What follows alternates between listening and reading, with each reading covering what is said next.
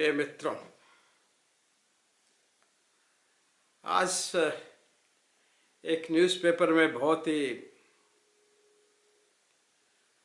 खबर छपी है कि अगर कोई व्यक्ति अपनी पत्नी के साथ में भी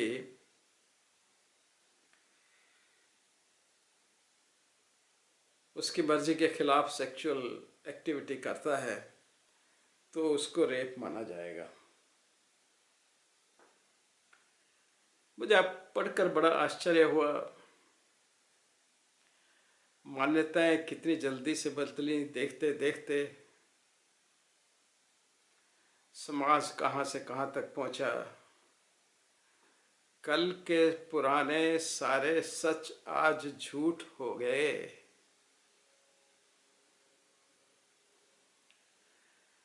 मैं बचपन में था, मैंने कभी सिवाय ड्यूटीज के कुछ नहीं पढ़ा। Duties towards family, towards parents, towards brothers, towards sisters, towards society, towards earth, towards teachers, what not. हमने सब ड्यूटीज पढ़ी और एक मन की बात कहूं, उन ड्यूटीज को निभाने में बहुत मजा आया। आज भी कोई बुजुर्ग टीचर अगर मिल जाते हैं कहीं, उनका स्नेह, ममता, प्यार आज भी वैसा ही है जैसा आज से 60 साल पहले या 65 साल पहले था। उनके आशीष ही हमारे जीवन की सक्सेस का राज था।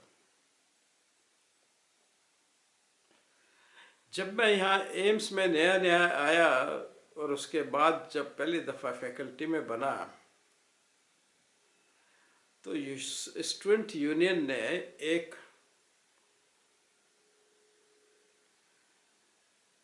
गोष्ठी की जिसमें उन्होंने वाद विवाद प्रतियोगिता का विषय रखा, क्या हिंदुस्तान में डाइवर्स होना चाहिए कि नहीं। उस वक्त तक डाइवर्स होना चाहिए कि नहीं होना चाहिए, जैसे आजकल बड़ी गंभीर चर्चा चलती है होमोसेक्सुअल के राइट्स को लेकर के, और सोडोमिस्ट यानी कि जो समलैंगिक लोग हैं उनके राइट्स को लेकर के, और LGBT की शादियां और जितने भी उनसे संबंधित प्रश्न हैं उन पे लेके जैसे खबरें आती रहती हैं। उस वक्त डाइवर्स एक इशू था, बिकॉज डाइवर्स उस वक्त तक इतना आसान हिंदुस्तान में नहीं था।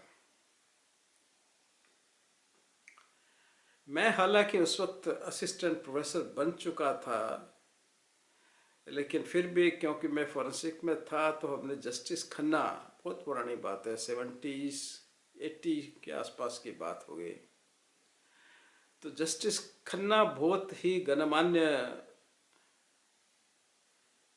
बहुत ही आदरणीय जज थे, जस्टिस थे, रिटायर्ड नहीं, उस वक्त वो चेयर पर थे। उनको चीफ गेस्ट बुलाया गया। बच्चों ने वाद विवाद प्रतियोगिता में फेवर में और अगेंस्ट में दोनों में अपने विचार बड़े गंभीर रूप से रखे, और अंततः हमने उनसे रिक्वेस्ट किया कि आप अपने विचार इस विषय पे रखें। उन्होंने कहा, मैं विचार नहीं रखूंगा, मैं अपने जीवन की शादी की घटना के बारे में आपको बताऊंगा। उन्होंने कहा, मैंने अपना जो बार एट लॉ है वो इंग्लैंड से किया था, और बार एट लॉ जैसे ही मैंने कंप्लीट किया और इंटर्नशिप में एंटर हुआ तो मेरे फादर साहब का टेलीग्राम आ गया कि तुम जल्दी दिल्ली पहुंचो, तुम्हारी इतनी तारीख को शादी है। उन दिनों में कोई बच्चा अपने फादर को इनकार नहीं कर सकता था। मैं भी अपने कभी फादर को इनकार नहीं कर पाया। उनके आदेश का उनके मरणों उपरांत भी कभी मैं उनके आदेशों के विपरीत नहीं चला, नहीं चल पाने की हिम्मत थी। इतना सम्मान था मन में उस सामाजिक व्यवस्था द्वारा जो प्रस्थापित था। जस्टिस साहब ने कहा मुझे आना पड़ा। मेरे पिता का टेलीग्राम था और मैं पहला ही पानी का जहाज़ लेकर के वहाँ से चल पड़ा। और हिंदुस्तान आकर के जैसे ही इंदिरा शायद 14-15 दिन लगते थे, वो आए और उनकी शादी एक कन्या से कर दी गई। और फिर पिता ने कहा कि तुम अब जाओ वापस इंग्लैंड और वहाँ अपनी इंटर्नशिप कंप्लीट करके और बार लॉ की डिग्री लेके वापस आओ और यहाँ प्रैक्टिस करो। वो वापस चले गए, अपना पूरा कार्य ख़त्म किया, 12 की डिग्री की और वो दिल्ली वापस आकर के अपनी प्रैक्टिस करने लगे। उस प्रैक्टिस के दौरान ही उनके गोने की व्यवस्था की गई। गोना यानी कि जब सुहागरात या पति पत्नी मिलते हैं एक पति पत्नी के रूप में। सुहागरात को सबसे पहले जब उन्होंने अपनी पत्नी का चेहरा, तो उन्हीं के शब्दों में उन्होंने देखा कि एक सांवले कलर की लड़की जिसके चेहरे पे इधर उधर चेचक के दाग थे और जो कोई ज़्यादा पढ़ी लिखी भी नहीं थी, वह लड़की मेरे फादर साहब ने मेरी पत्नी के लिए चुनी थी और अब वो मेरी सर आँखों पे थी। उन्होंने बिना कुछ कहे उनके साथ में जीवन बताया। उनके बच्चे हुए, सब बच्चे बहुत सेटल हुए, परिवार में खुश रहे और वो जस्टिस बनने तक पहुँचे और जीवन की हर सुविधा, हर चीज़ को, हर सम्मान को, हर प्रतिष्ठा को उन्होंने ग्रहण किया। वो कहने लगे कि मैं किसी दूसरी पत्नी की संभावना के बारे में सोच ही नहीं सकता। अगर मेरी 1000 बार या जितनी बार भी शादी होगी तो वो उसी औरत के साथ में होगी। वो मुझे इतनी प्रिय है क्योंकि मेरे बच्चों की माँ है, मेरे परिवार की मालिक है, मेरी परिवार की धुरी है। तो अब आप बताएं इसमें डाइवोर्स की गुंजाइश कहाँ है? मैंने अपना एक एग्जाम्पल रखा है, बाकी सब आप सोचो, क्योंकि मैंने शादी को एक संस्कार की तरह लिया। मैंने इसको कोई एडजस्टमेंट या एक समझौता या एक कॉन्ट्रैक्ट उस रूप में कभी नहीं देखा, क्योंकि ऐसी देखने की कोई परंपरा ही नहीं थी। मैंने इसे एक संस्कार के रूप में लिया और उसको जीवन भर निभाया ही नहीं, बल्कि मैं उसमें डूबा। आज उन्हीं जस्टिसों के मुंह से, आज उसी न्यायालय के मुंह से ये क्या हो गया कि हम इस तरह की बातें सुनने लगे हैं जिनका कोई शादी या समाज की इस पारिवारिक व्यवस्था में कोई स्थान नहीं होना चाहिए। ये क्यों हो रहा है?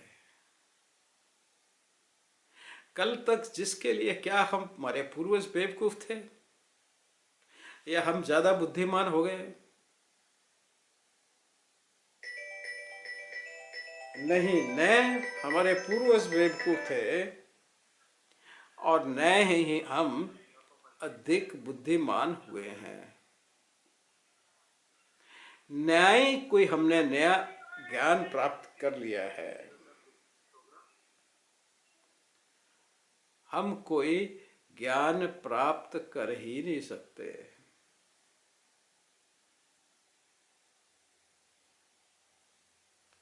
हमने सिर्फ अपने कदम उच्छृंखलता की तरफ बढ़ा दिए। वर्ल्ड वार एक और दो के बाद लाखों लोगों को मारने के बाद में सारे समाज को अस्त व्यस्त करके व्हाइट रेस खुद भी नहीं, बाकी देशों को भी फाइनेंशियली भी उन्होंने एक बड़ी अजीब कगार पे खड़ा कर दिया, और कल्चरली और मोरली तो उन्होंने उन सब सिद्धांतों को समाप्त प्रायः कर दिया। अब दोष देना तो दोष देना है, चाहे आप हिटलर को दो, चाहे अमेरिका को दो। हिटलर ने होलोकास्ट किया, सही बात है, लेकिन अमेरिका ने भी हिरोशिमा और नागासाकी पे बम डाले, लाखों लोगों को बिना एक सेकंड में समाप्त कर दिया, ये भी सत्य है। इनमें कोई भी निर्दोष नहीं है, चाहे इधर की सेना, चाहे उधर की सेना, चाहे सुप्रीम कमांडर, चाहे जापान, ये सब बराबर के दोषी थे। इन्होंने मानव समाज की जड़ों को तोड़ डाला, मानव समाज के विश्वासों को खत्म कर डाला, जब उनके मानने वाले ही नहीं बचे। और बना क्या, कहीं का ईंट कहीं का रोड़ा, भानुमति ने कुनबा जोड़ा। उस कुनबे जोड़ने के लिए सबसे पहले आवश्यकता थी आदर्शों को मारने की, और आदर्शों को मारा गया, आदर्शों को तोड़ा गया, समाज की अच्छी बातों को खत्म किया गया और उच्छृंखल समाज बना। अमेरिका सबसे अमीर देश है, लेकिन वह सबसे उच्छृंखल लोग बसते हैं। यूरोप सबसे अमीर है, पर सबसे ज्यादा उच्छृंखल लोग वहीं बसते हैं, और वह उच्छृंखलता पूरी दुनिया उसको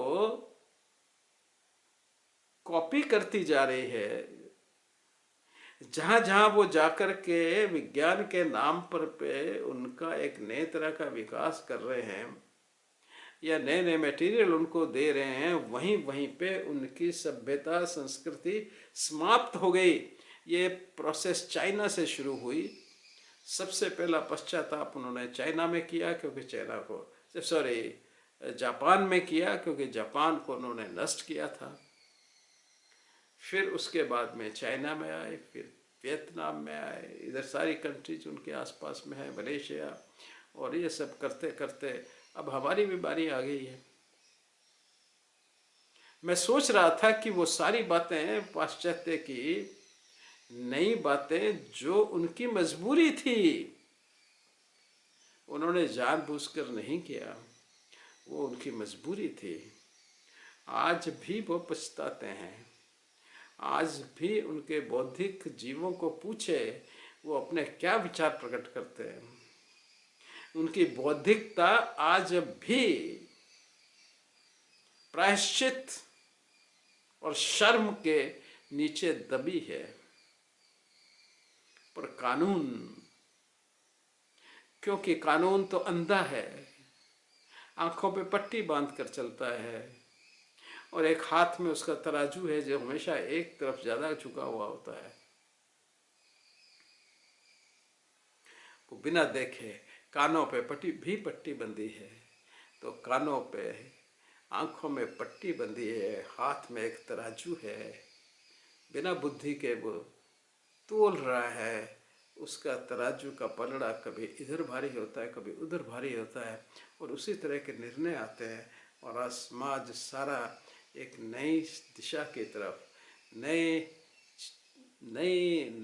नियमों की तरफ, ड्यूटीज से निकलकर अधिकारों की तरफ, ह्यूमन राइट्स की बात हो रही है। ड्यूटीज की कोई बात नहीं करता। मेरे पड़ोसी के पास के प्रति मेरे क्या राइट्स है, मुझे कोई नहीं सिखाता, पर हाँ मेरे राइट्स क्या है, मुझे गाड़ी कहाँ पार्क करनी है उसके लिए रोज सड़फुटौल होती है, रोड रेज होता है। एक्सीडेंट हो जाए तो लोग मरीजों को संभालने के, चोट लगे लोगों को संभालने के बजाय लड़ना शुरू कर देते हैं।